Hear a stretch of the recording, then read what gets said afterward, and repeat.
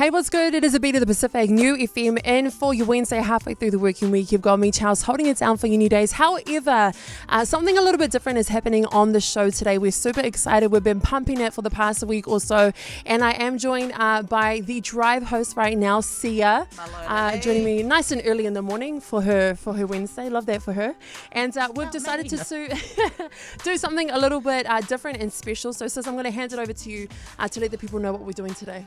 Malolele and talafalava, everyone. Good morning. Here on your New Day show, we've got a very special live panel. April, you've been hearing us talk about it all month. It is Autism Awareness Month. I'd like to welcome a special guest into the studio. We've got Celestine Kaumavae as well as Junior Fa. Malolele, how are you guys doing this morning? Doing good. Good morning.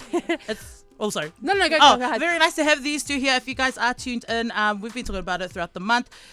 April is Autism Awareness Month, and today really safe space. So, disclaimer, it's all about love this morning, educating not only myself and Chels, but also to you, the listeners out there that may not know much about the autism or anyone that may be on the spectrum. What does it look like? How does it affect not only parents of kids who are on the spectrum, but also the children themselves as well in their daily lives. So, yeah, that's really what today's about. We are live streaming on the Instagram if you want to jump on and place any of your questions on our New FM Instagram. But, yeah, that's going to be us today. So looking forward to what the next hour is going to be blessing us with as we talk about Autism Awareness Month. For sure. I'm really excited to jump into this. So without further ado, I'm going to hand it over to our guest right now to introduce yourself. Tell us a little bit about yourself and your first, experience with autism for both of you. So we'll probably start with Junior, bro. Yeah, sure thing. My name is Junior Farm, professional boxer. My first encounter with autism really has to be with my son. When he was younger, perhaps when he was maybe a few months old, I did notice that he didn't really watch faces when he was a baby. Because growing up, I remember holding my nephews and stuff, and then when they were a few months old, they would constantly watch the eyes, watch the mouth, watch the lips when they are held. And then I remember with my son, with him being maybe 3 or 4 months old, he wouldn't do that. He wouldn't really watch faces. He would always constantly look at the side of his eyes. So from there, I knew that my son would learn differently. I didn't know what autism was. And then further on, when we got him diagnosed when he was 3 or maybe 2.5, that we found out that yes, he is on the autism spectrum. And then from there, just opened up a whole new world about something that we didn't really know. And I'm just thankful that we get to learn about this, because now we know how to help my son learn the best way that he can. Yeah, I love that. Thank you so much. And you've got your cousin here as well, Celestine, right now. Sis, tell us about you, a little bit about yourself and your experience with that as well.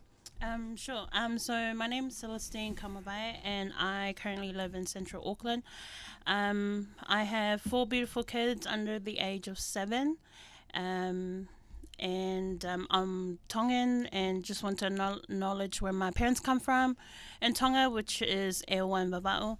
And I guess my first encounter with autism would probably be when my son was roughly around 2 years old, when he didn't acknowledge me as mum, or acknowledge calling me mum, calling his dad. He didn't really acknowledge that, as well as same with Junior, where he didn't really make eye contact, and also with the flapping of the hands, just looking at his hands really closely. I think those were my first encounters. But as like Junior, I didn't even know what autism was until he got diagnosed roughly around the same age, 2.5 to 3 years old. Yeah. And we bring that to ask the actual next question. It's obviously Autism Awareness Month. For those out there that may not even get it, like you said, you didn't even know what it was. What exactly is autism? I guess if you look at it in medical terms, they say it's a neurological development and how the brain is wired. And I think for me personally, it's because I'm still learning what autism is. What I've gathered so far is just they perceive the world differently than us. So they see things, they hear things, the way they think, the way they behave is just not as my other 3 kids would act like. Yeah. Yeah. I mean, totally. And also, as she said, it's it's something to do with the brain. So a lot of kids, I know definitely like a long time ago, they would go throughout life without being diagnosed, because with autism they don't really look different, but then they perceive things a lot differently. But also a lot of things that they share is that they sometimes get overwhelmed or perhaps underwhelmed with their senses. So like, loud places isn't really a go-to for them. Bright lights, some of the textures are like a no-go for them as well. But it is exactly what it states. It's a spectrum, so there's a whole bunch of different cases, and they have the saying, when you've met one person with autism, then you've met one person with autism, and then that just implies that they are all different. Yeah.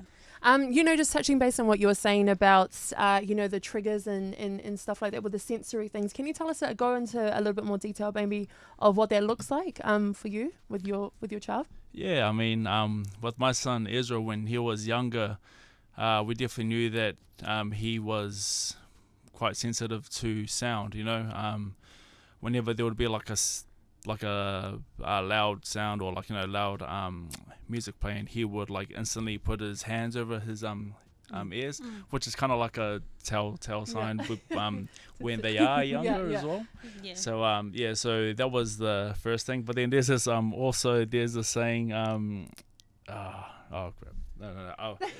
I basically won't say the same because I don't really remember how it goes, but they say like sometimes it's funny because autistic people will be like, they won't like loud sounds, but they are the loudest person which is the same thing with That's true. So jumping over to you in terms of the triggers and the sensory thing, do you have any like stories or what that looks like for you with your child? Mine would probably be the same. When it's too loud, he'll cover his ears. If he walks into a room and there's just way too much people for him, he won't even go in. And then that's when we have to stay outside with him. I remember this one time we even thought like, okay, let's try to go to Mangere markets. His initial was to just pull back. He didn't want to walk through Mangere markets, so my husband had to like pick him up, and he's not light at all, so he had to pick him up and just carry him throughout the markets just so we can go get some fruits and stuff and then come back out. And then then put him down and he was easily just walking to the car like oh my god. So I think next on the show will be really interesting to touch base on like the whole family dynamics and what that looks like as a family. So we'll jump back into that next as well. If you are just tuning in, we do have your live Autism Awareness Month panel that is happening right now with our beautiful guests, Celestine and Junior in the building, co-hosted by the beautiful Sia. So we'll be back up next after this one, chucking you straight back into Eddie and Jana. It is Ooh La La right here on UFM. Hey, what's good? It is a beat of the Pacific, New FM. That was Eddie and Jana in the spot. And for your Wednesday, you've got me, Chels, holding it down for your new days, joining me live. My co-host for this hour, we do have Sia in from the Drive show. And obviously, we do have our guest in the studio, Celestine and Junior, and for our Autism Awareness Month live panel that is happening right now. We've been having some really cool talanoa around that whole subject. Right now, I'll chuck it over to Sia to take us into the next bit. All right, so we're getting into part two. We're going to jump straight into talking about our Pacific communities, because obviously majority of our New FM listeners are people with a Pacifica background. Misconceptions. I think that's something that's probably just common within our Pacific people in general, no matter what it is. But what in your own experiences, what do you think are some common misconceptions that people have about anyone that is on the autism spectrum? Sure. So I believe, just from my personal experience, being Tongan itself is quite hard having an autism child. So some of the conceptions of, the things that have been thrown at me would be like, oh, he's just naughty. In Tongan they say, oh, whai mo tā ike, so that's just saying like, oh, just hurry up and hit them, and then, they won't be naughty anymore. And so, so that's like just one thought that they'll, check at me, or they'll just be like, oh, he's like that because, like past generations did a mistake. Oh and yes. Like a curse sort of like thing. Like a curse type of thing, yeah. And so those are quite a few that has I've met through my journey Yeah. with having my son. How does that make you feel though as a parent when, you know, especially if it's someone in the community that is aware your child is on the spectrum and yet they still come with you with lines like, "Se whai mo tai ge ongo," or what, you know? Yeah. How do you feel as the parent? Because obviously, you know, we may take into consideration the child's feeling, but what about you as the mum? Like, how does that make you feel? Oh, gosh, I feel like I don't know how to put it, but I guess like I think that's when my anger come out, but like obviously what my son has taught me is patience. So obviously I'm gonna get, you know, the hate comments or like the nasty comments, and so I think even though like it'll make me angry, but I'll just be like, okay, you know, they don't really understand what's going on within my life, and so I kind of look at it from that aspect. And obviously that's when I start to be like, you explain what autism is and just explain what my son does, and that's why he's like that. Yeah. I think, you know, touching base on that, we'll talk about the family dynamics up next. But Junior, obviously, there was a video that went viral earlier this year. And I know a lot of people looking in were like, you know, that's a naughty child, no ears, you know, being disrespectful, up on the tables and stuff like that. And it took your video for me to kind of gain that awareness around that. Why was it important for you to make that video in response to that?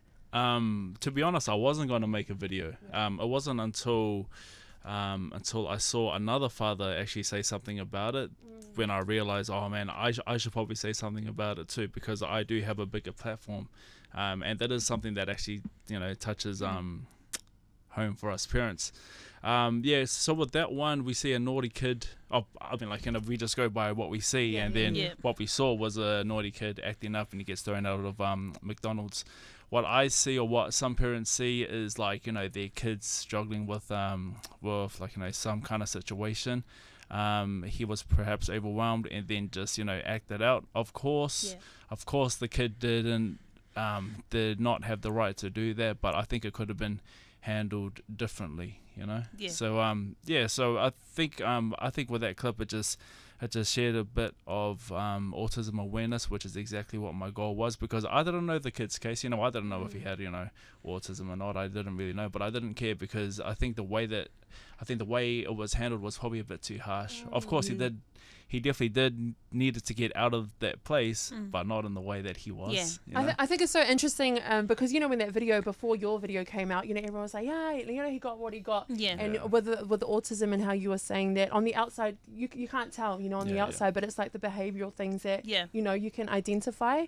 What was I going to say? Yeah, in terms of that, what are some other like behavioral things that you can see, like what, when you looked at that video, what made you think that he might have had autism?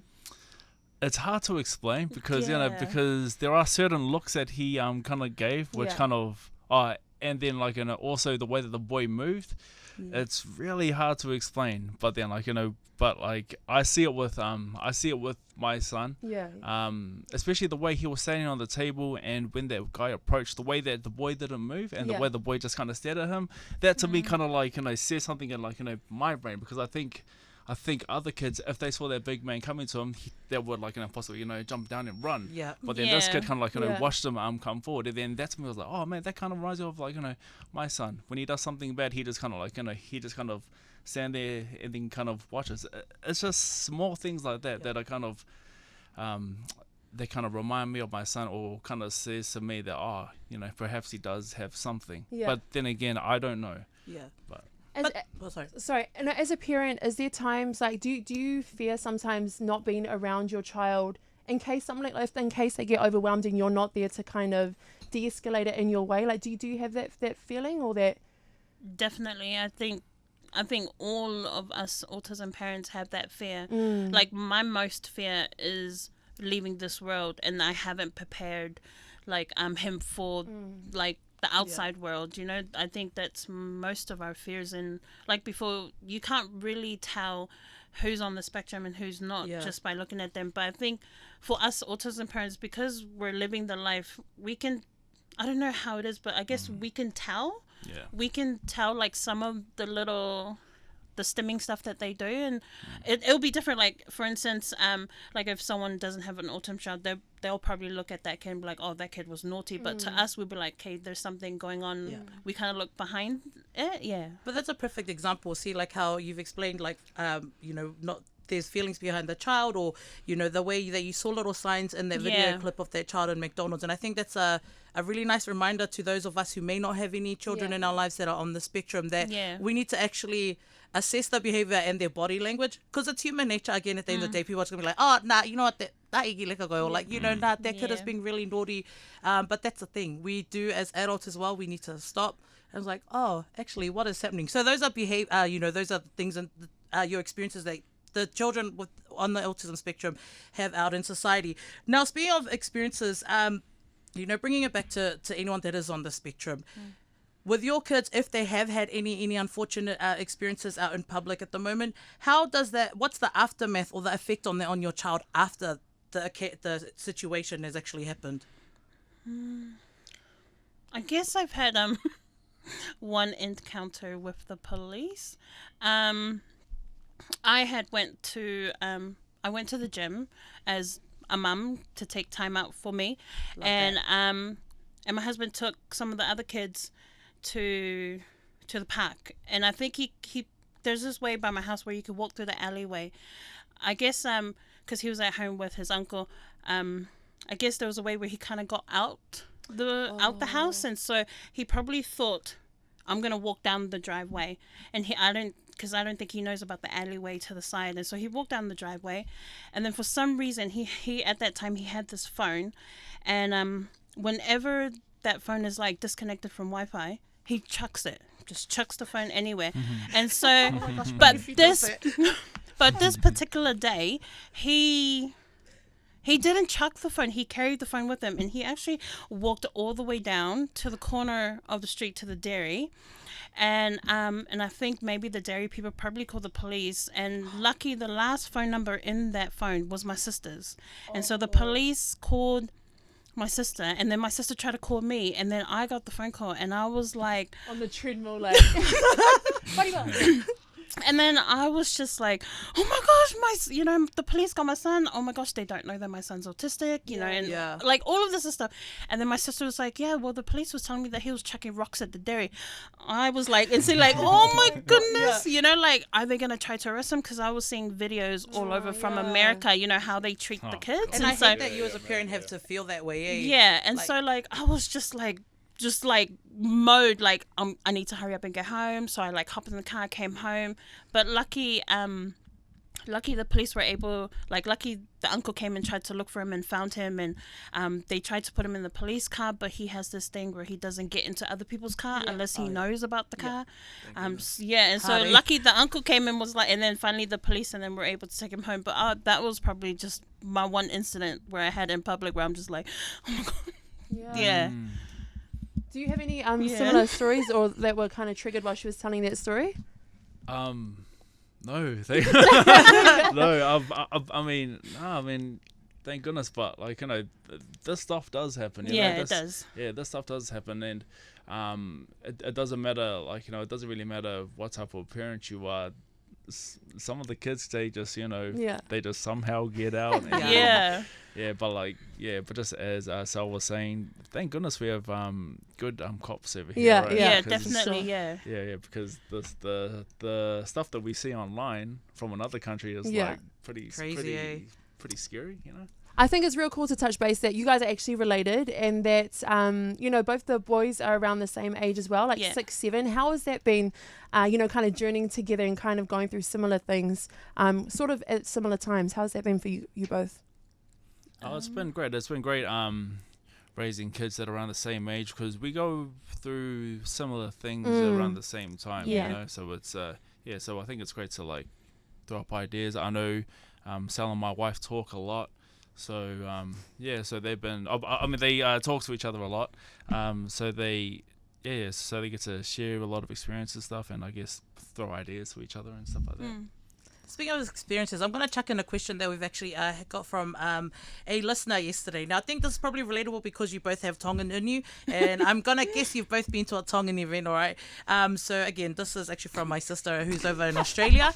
But, you talked about, how your son chucking the phone. Yeah. That's my nephew. I was like, bro, I think they've had to buy my cousin 7 new phones because he just chucks it. Anyways, besides the point, when it comes to a Tongan event, how do you, as a parent, if you've experienced this, because unfortunately this for her is something she experiences often over in Sydney, how do you deal with the feeling of isolation when people are looking at you because of just certain behaviors that the child has that is on the spectrum? For example, we had my granddad's 80th last year before we went into lockdown here in New Zealand, so I was in Sydney, and he was like hanging around the front, and he decided to just he's like, I don't want to be in clothes anymore.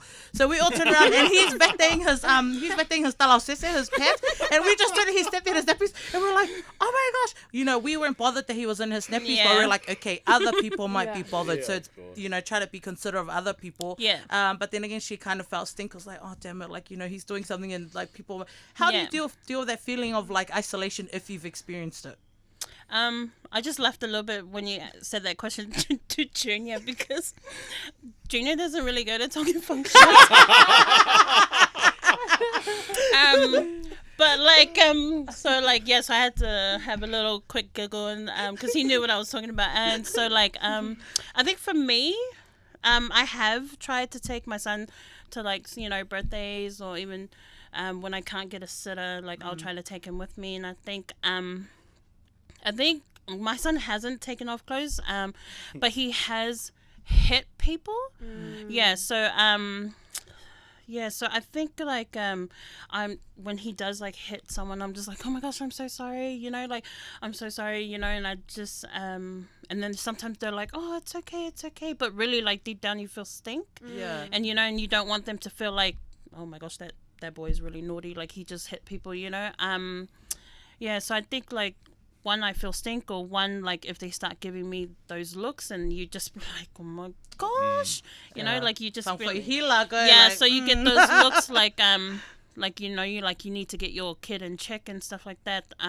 But I do feel like conscious about taking my son to, especially to Tongan functions, just because I feel like the awareness out there is just not up there yet, and so we tend to just chill, like either outside the function, so avoid it, so we try to avoid it. So if I have to take him, then I just give him my phone so that he can kind of just think. But then sometimes you think giving them the phone or iPad, it kind of like just lets them just be in their space, but really then he starts to his stimming, which is clapping the hands, and it's really loud, and you'd be like, I thought I gave you the iPad to me to calm down, you know. Can you jump into that a bit more though? What did you call it? Stimming. So it's just some of stimulation? the stimulation. So it's some of the stuff that they do. So my son claps really hard, and you'd be like, oh my gosh, does your hands not hurt?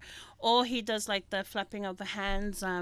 So like Junior said, like ages ago, you know, they're like, you know, they don't like loud noises, but they be the loudest person. That's definitely my son. So is it his way of like communicating as well? Is that when he's happy, or? Yes. So when he's like happy, overjoyed, that's when he does the clapping and like the flapping of the hands. And when they're angry, you can tell when they're angry. What are some signs of when they do get overwhelmed, and what does that look like? I think overwhelmed, when it's really loud, they tend to just put their hands over their ears, or they start to just like make noises like they're just not comfortable. I think especially with my son, if he's somehow overwhelmed, well, I think most kids, they will just do what they can to basically get themselves out of that place. So whether it be, I don't know, dragging your, you know, arm. With my son, he will just make a lot of noise, or like, you know, he will just constantly say car, which it's like, you know, car, let's go, bro, let's go, we out. Oh, I love that. If you've just tuned in right now, we are midway through our live panel for Autism Awareness Month. We do have our beautiful guest Celestine and Junior live in the building, and it's been real insightful. Like I've learned so much already, and we're only halfway through, you know, the panel so far. If you are out there though and you do have any questions, jump up on our Instagram page. You can type in any questions on our live, or we do have a little post that went up yesterday, and we'll jump into those coming up next. Plus we'll jump into the whole family dynamics. We missed out on this one as well up next on the show. So that is what is happening right now though. Dropping you straight into this one, it is Vane and with Wait right here on New FM. Hey, it's New FM, the beats of the Pacific, and for your Wednesday you've got me, Chels, holding it down for your new days. Right now I've got my co-host Sia in from the Drive Show. Right now we do have our two guests live in the studio. Celestine and Junior in for Autism Awareness Month, both parents of children on the spectrum, and it's been so insightful and so interesting, the whole conversations that we've been having.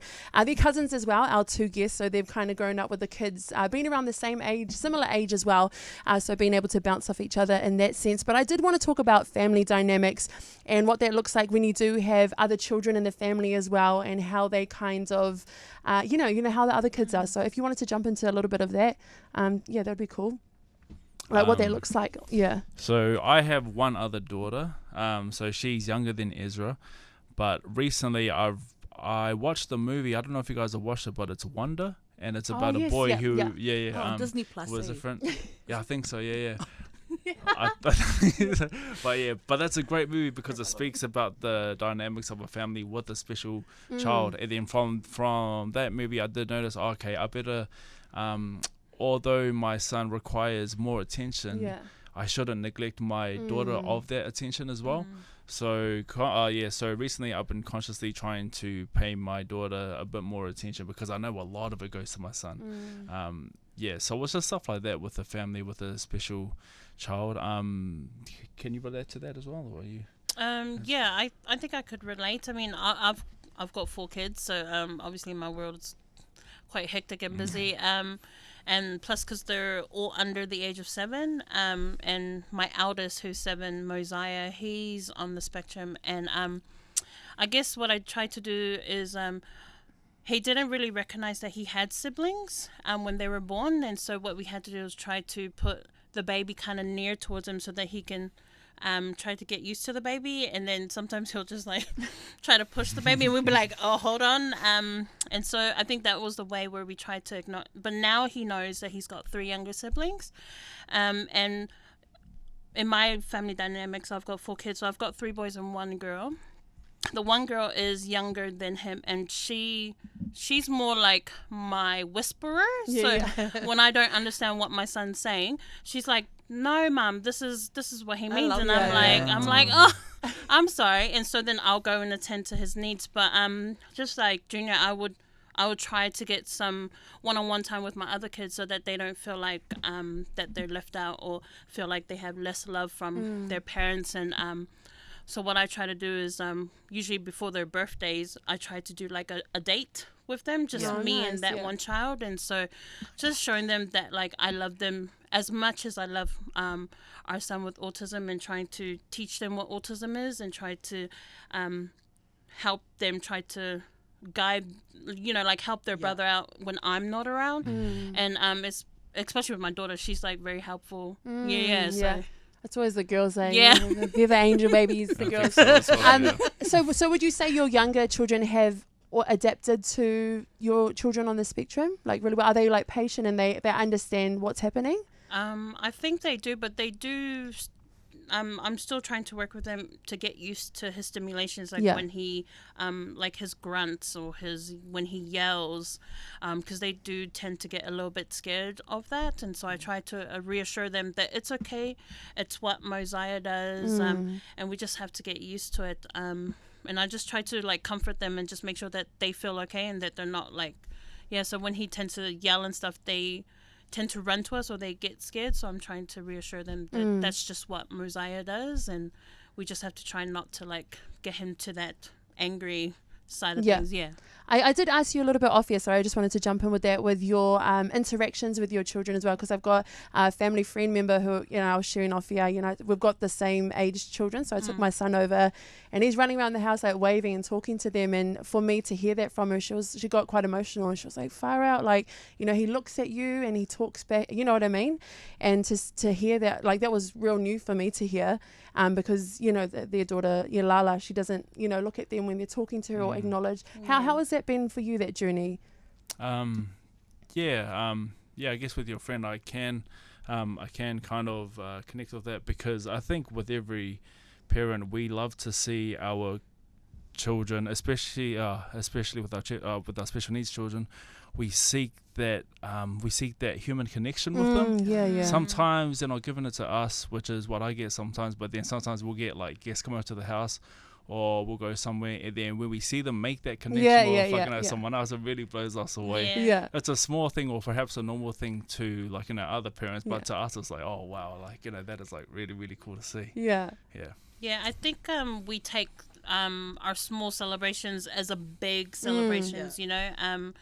So like I would probably relate with your friend, like if I see something like in another child, you know, sometimes I do get quite emotional because I'm just like, oh, you know, like my son won't be like that as, you know, your friend's child that's not on the spectrum. So I relate to your friend.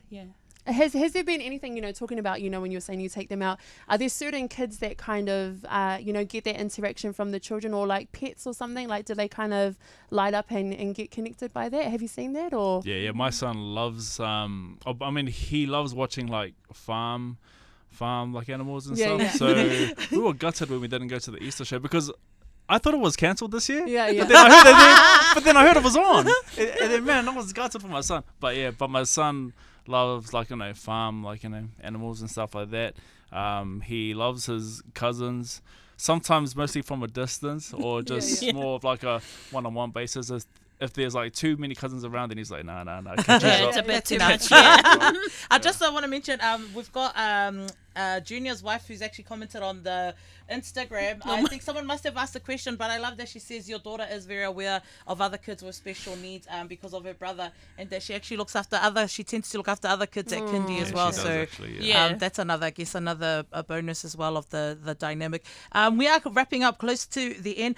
Just really, you know, obviously the live panel to raise awareness, but in your own opinion, why do you think it is important for us to raise this awareness specifically in our Pacific communities, as it's something we don't talk about often?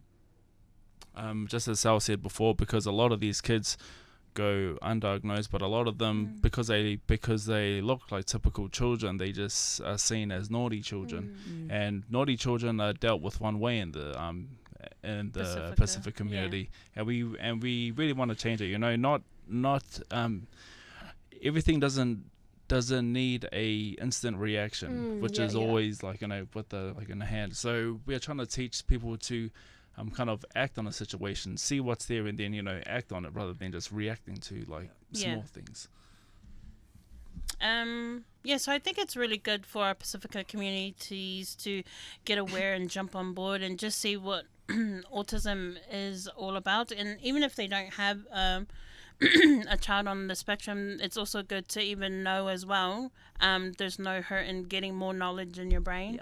And also just to have the support, because as they say, it does take a village to raise a child. And so what we've done is we've created a support group just for Tongan families out here in New Zealand, and we've got families from Australia in our group as well.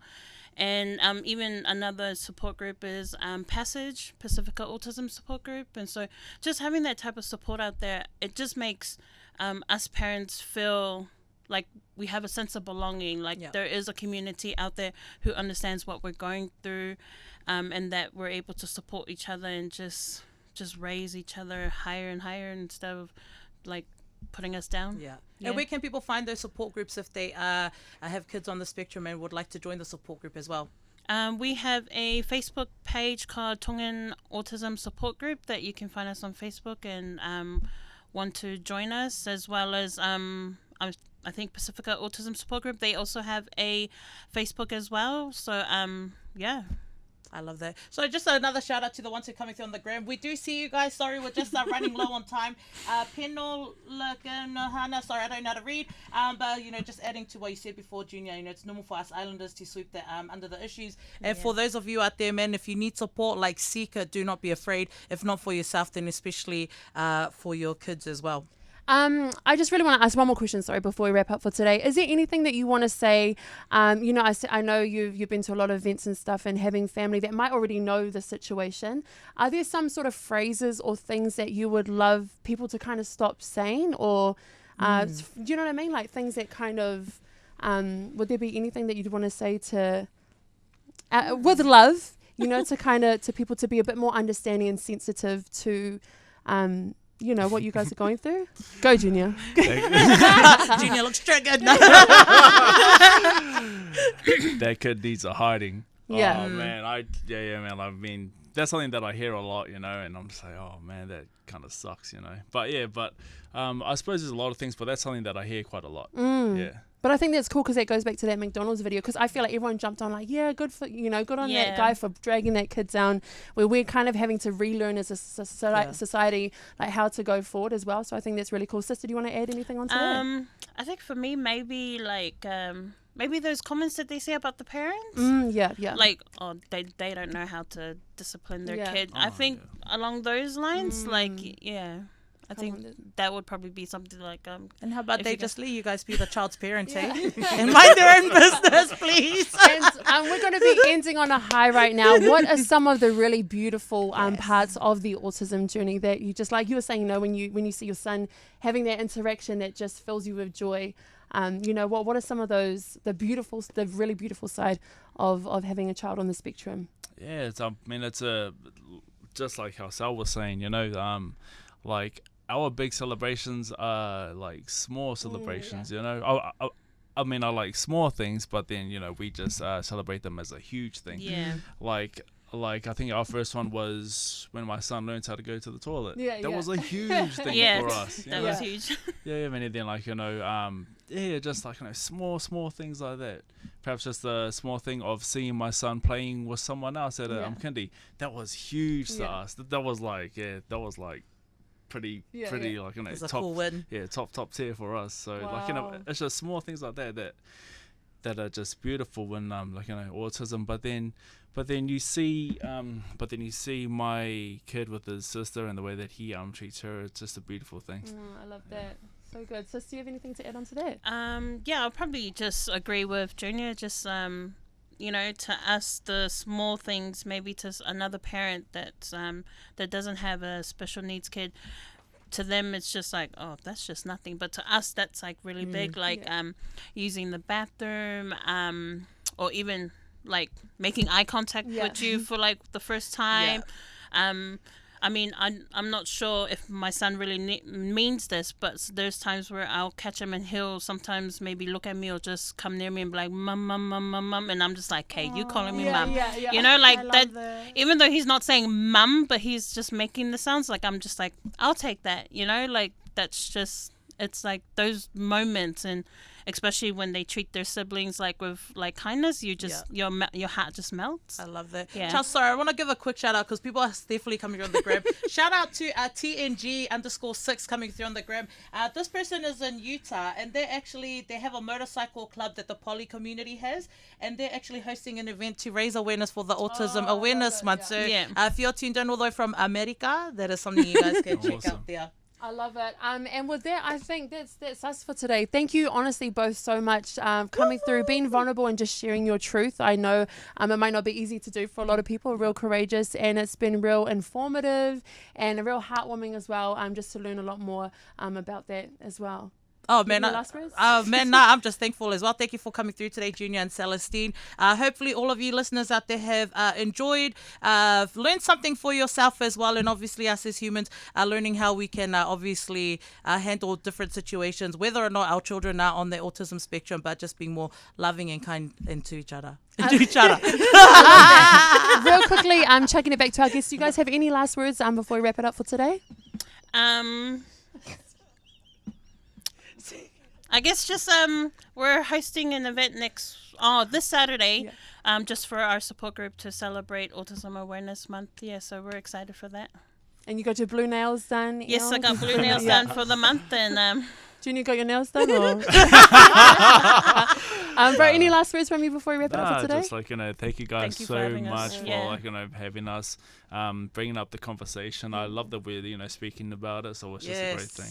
Thank I you, love guys. it. And with that, that is a wrap on our part 1 of our Autism Awareness Month panel on air. First time here at UFM. If you did tune in and you were like, where's the music? It sounds a little different today. We wanted to actually dedicate this time to be able, for our families that have children or, family members on the autism spectrum as well. So once again, thank you so much to our beautiful guests, Junior and Celestine, for coming through today. Big shout out to my sister Sia for coming in early to work today. Thank you for having me, everyone. Panel as well. And so coming up next on the show, we do jump into your PMN news and sport. Up next right here on You.